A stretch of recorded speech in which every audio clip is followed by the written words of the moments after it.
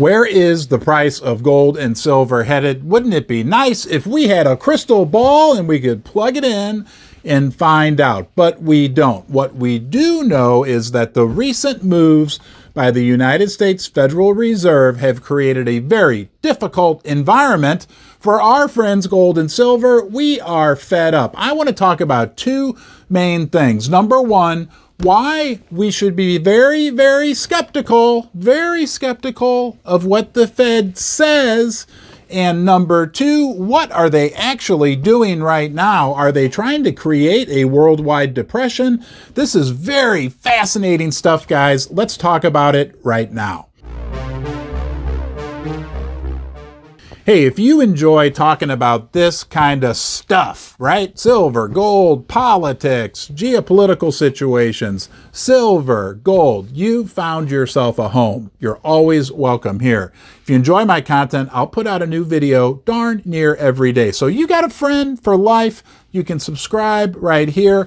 Please leave a comment in the comment section below. Tell us about you. Tell us what you think. Tell us what things are like where you live. Your opinion and your facts do matter. Now let's get back to the video. So if you're an 8-year-old little boy and your drunk Uncle Willie in the month of May promises you that he's going to give you a really cool gas-powered go-kart for Christmas, you get excited. But when Christmas comes around 8 months later, there's no go-kart to be found. You're never going to look at drunk Uncle Willie the same again, right? But why then do we believe the Federal Reserve? Just 1 year ago, they were telling us that inflation is transitory, right? This was 2021. They said in 2022, inflation would get back to 2%, that they wouldn't raise interest rates until like 2023 or 2024.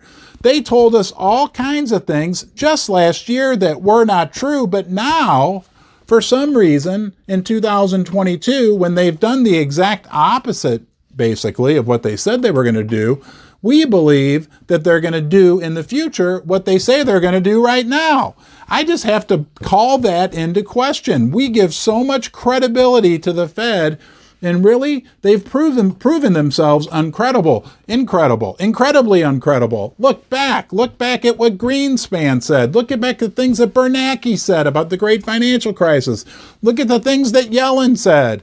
You know, these guys have proven themselves inaccurate. But right now, right, the market just believes everything they say, and it's hurting our friends silver and gold. But are they engineering a great worldwide depression, and why may they be doing that? Let's dig into that next. The Federal Reserve is destroying the world economy, especially the Western world economy, the IMF, the World Trade Organization, the United Nations, China, India. Every country in the world is so upset with the United States right now for this uber aggressive monetary policy and a strong dollar, which is creating financial earthquakes throughout the world. Supposedly, and I will emphasize, supposedly, the Federal Reserve's mandate is to control employment, have good employment numbers, and control inflation. With inflation raging out of control, the only thing the Fed can do is tighten monetary policy. But, and this is very important, but there's another side to inflation. It's a supply and demand equation. Tight monetary policy, that slows the economy down and lowers the demand side of the equation. But there's the supply side as well. And it sure feels like we are in a worldwide economic war right now. We've got major supply chain issues, and we have things like OPEC cutting oil supply. The Fed can't do anything about that. The only thing the Fed can do is bring down demand, right? But if supply is even getting lower, if they bring demand down too low, they throw the world into an economic depression. Not just a recession, but a gosh darn depression. And I think a strong argument could be made that they have a third mandate, which is to protect the ultra wealthy. I mean, look at what their policies over the last 20 years have done. They have resulted in the top 1%, top 5%, top 0.5% wealthy people in the United States, in the world for that matter, to get just an unbelievable amount of wealth. The distribution of wealth in the world is more lopsided right now than it's ever been in history. So when they come out with these tight money, hawkish policies, who they're really hurting are the middle class, middle hard-working people, not just in the United States, but especially other parts of the world as well, because the strong dollar actually helps the United States, even though the middle class here is getting decimated. The middle, hard-working, average people in other countries throughout the world, the developed world and the developing world, they are being crushed. And as the Federal Reserve puts out this Wizard of Oz-ish type story like, we're fighting inflation, right? Blah, blah, blah. I've never heard so much bravado as I've heard over the last 3 months. Can they really fight inflation? The only way mathematically that the United States system can continue is with inflation, to inflate away the massive amounts of debt that consumers have, that the government has, that corporations have.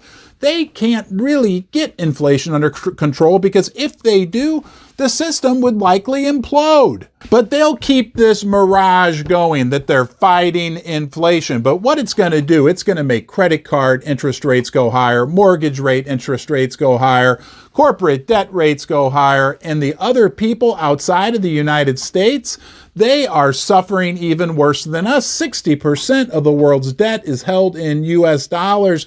This is creating major financial earthquakes, reverberations that will be felt around the world. This will create hardship and anger, right? Wouldn't you get mad? And could even result in conflict. I mean, heck, we're seeing conflict right now. I even think there's a good chance that this uber hawkish, aggressive policy the Fed is having is because that's all they can do right now, because we are in an economic war. The West versus the East. The West, who's got this massive debt load and a whole system based upon promises and debt and derivatives and everything else, versus the East, China, Russia, the BRICS countries that are moving more toward a real money system, something that's based on silver, gold, oil, real assets. And it's a big, big fight that's probably going on behind the scenes. We aren't really being told about it. Now, I could be wrong. That's just a hypothesis that I have from here in Ron's basement. But I do strongly believe that the Fed will never really get ahead of inflation. And guess what? When the average guys, just a few of them, start to realize that they're never really going to get ahead of inflation. Inflation's here to stay. Negative real interest rates are here to stay. When just a few of the herd start to realize that, wait for it, it's coming. Higher prices for things like silver and gold, real assets that people will turn to protect whatever little wealth they have left. That will be a good day. A good day for the price of gold, for the price of silver. It'll be a good day for us here in Ron's basement, because we have suffered for long enough. Those days are coming. I'll look forward to celebrating with you. I'm going to look forward to seeing you next time. Make sure you come back and be well.